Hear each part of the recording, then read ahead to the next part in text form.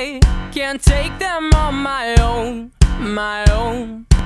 Oh, I'm not the one, you know, I have killed a man and all I know is Hey YouTube, how's it going? Today is the arrival of the newest shipment from Tanzania, for those of you who paid attention to the post that I posted probably about 2 nights ago, I want to say.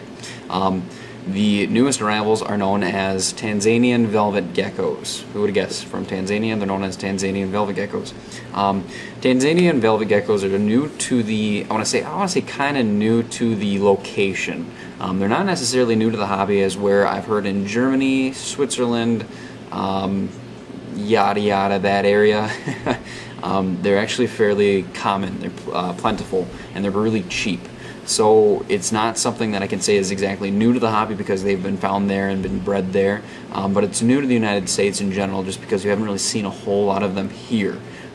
So when it popped up on the market, I figured, hey, let's give it a try. It's from Switzer Reptiles, which is actually a very well-known distributor as far as having good luck with their shipments. Any kind of reviews I looked at were usually pretty positive. I think there was like 1 or 2 that I found was negative, but otherwise the majority of them were positive.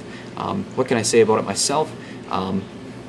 With how it went, I'm not too happy about it, but I'm happy about it at the same time. When I contacted them, I had contacted Linda, who works there. Her email is right up on the front page. I had contacted her through email about shipping prices. She had sent me a list of boxes and what it was all going to cost me to be able to ship the animals from California all the way to Wisconsin. Ultimately, I paid $46 overnight FedEx for a 8x8x8, not 8x8x8, an 8x8x7 box, which I was okay with. You know, overnight shipping is a lot better than anything else, and for 46 bucks, sure, why not? We'll try it out. So the geckos are about $18.99 a piece on the website, I believe. I paid for a 2.2 or a 1. Well, okay, I paid for a 2.2 group. I asked for 2 male, 2 female. With all the large stock that they did have of the Velvet Geckos, I figured that wouldn't be an issue at all.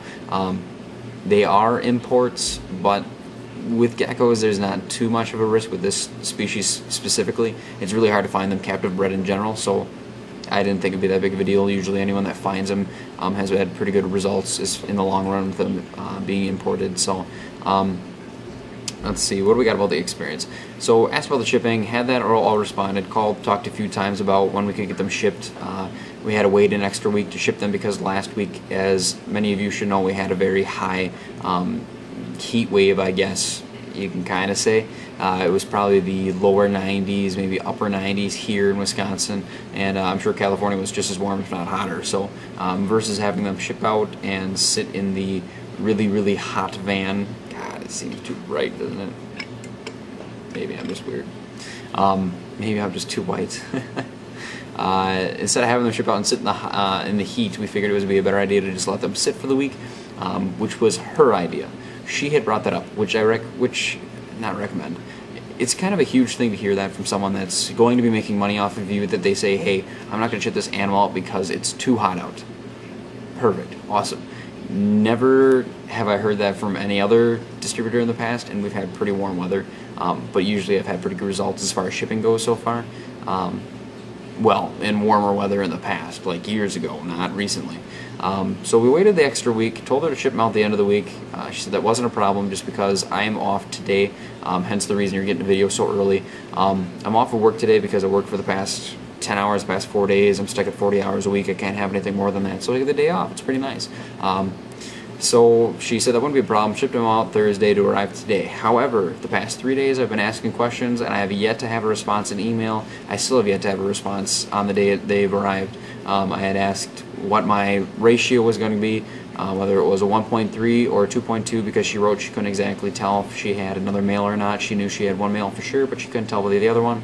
I said, it's not a problem, just let me know. Never got a response back.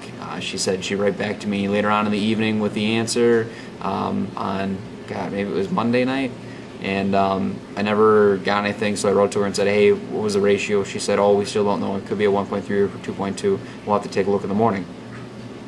No, that was Tuesday night. We'll have to take a look in the morning, and then Wednesday they were supposed to look in the morning, and I never heard anything, and then wrote to them and asked, hey, what's the ratio? What do I got here? What's going on? And I never heard back. and then I asked on Thursday night if I could have pictures of the male. That they do have for sure, and I got everything back. And Thursday morning I wrote before they could ship them out if they would send me pictures of the animals so I knew what they looked like before they showed up, because sometimes they screw you over by showing you a picture and then it shows up really sick animal and not exactly what you wanted, and I never got a response for that either. So I got a notification in my email that said, hey, your animal shipped from FedEx, and that was it. That was all the response I got. So to say that she kind of stuck with it for the first 2 weeks back and forth up until recently when it really matters, when the animals are being shipped, kind of bugs me. It kind of shows that, hey, you've got the money, oh well, screw the customer. So not a fan of that. It didn't exactly make me happy, to where it kind of gives me the same experience that I had with Underground Reptiles, where they weren't exactly clear with me up until the day of shipping. So as far as communication goes, I give it like a B. Still better than Underground Reptiles, I think, just because the shipping date was set, you know, it was confirmed, we knew it was going to be shipped out, and I guess that's really about it. It was paid for, animals shipped.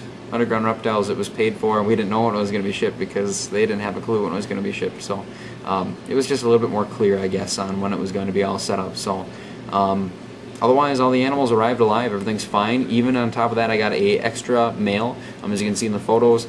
It was packed with a moist towel at the very bottom with a fabric bag, which I'm not always a fan of, but it was packed with newspaper shreddings insulated on the inside, which is a bonus. I can't exactly say I've seen anything too hugely significant as far as shipping goes, but if the animals arrive alive, perfect, fine. As long as they arrive alive and in good condition, and they're eating and drinking already, so I guess that it's good condition. What else can I say about it? She had written on the sheet, as you can see here, 1.3 or 2.2. So exactly what I have, I don't exactly know. But to say that you don't have an answer at that point, it kind of bugs me.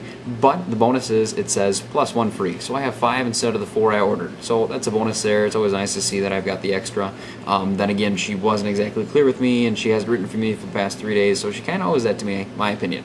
Other than that, Switzer Reptiles. I have my animals, they're alive. I paid a good price for them. I thought it was an okay transaction, I guess. It was just more of a pain in the ass trying to get communication and responses to my emails.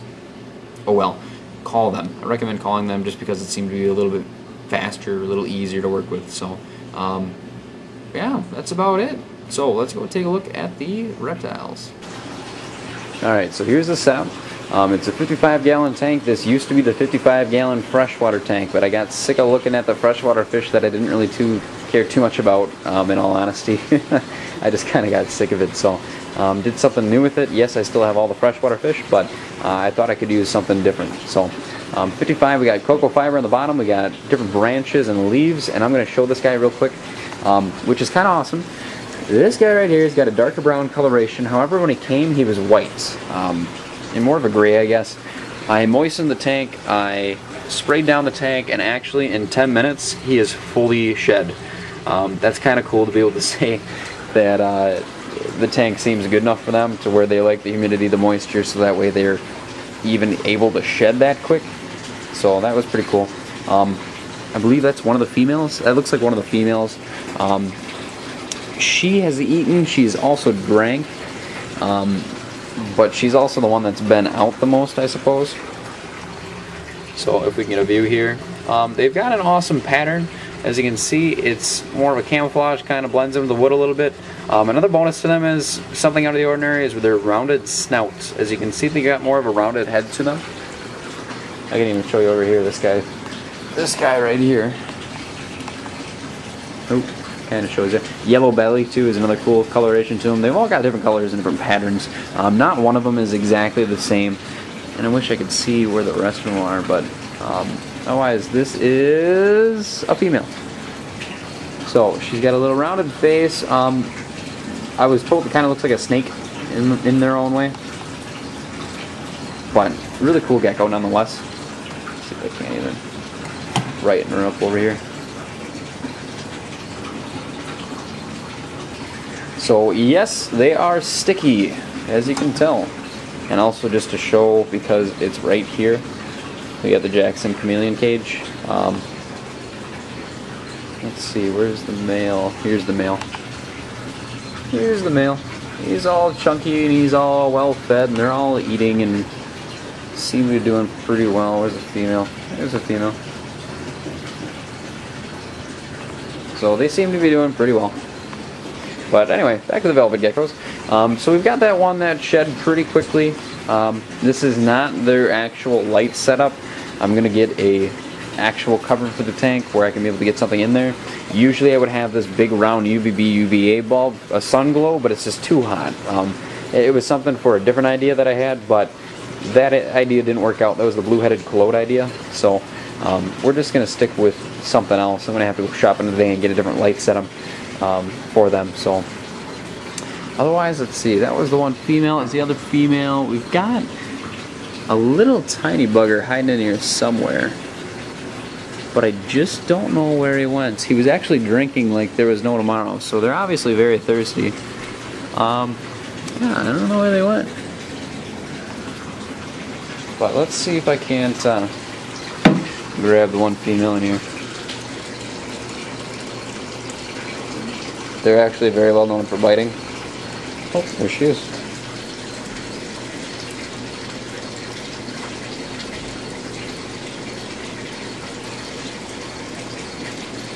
Come on, dude. Do that, woman.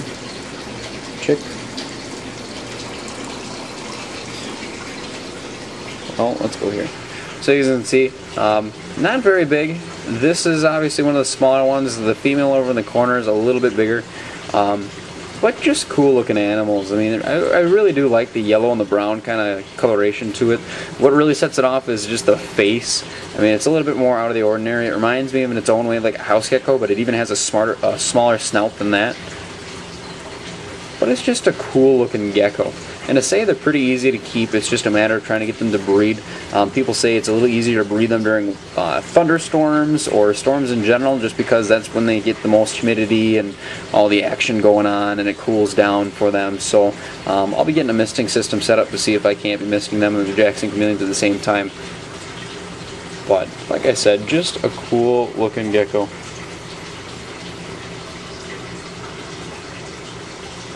See if we can get her to jump here. Right. Go ahead. You can go. No. Get a little bit of a close-up.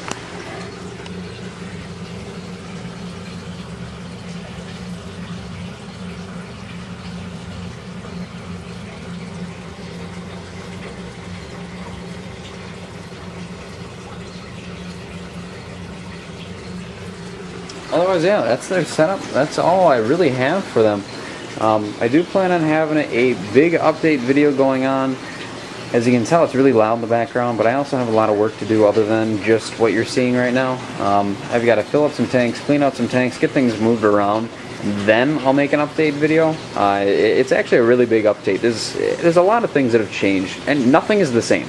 There's not a single tank that is the same.